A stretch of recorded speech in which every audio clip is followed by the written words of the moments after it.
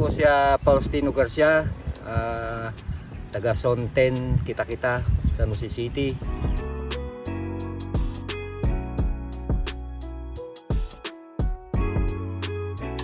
Pangalawang pagtatanim ko na ng Bayer Jimenez Hornet.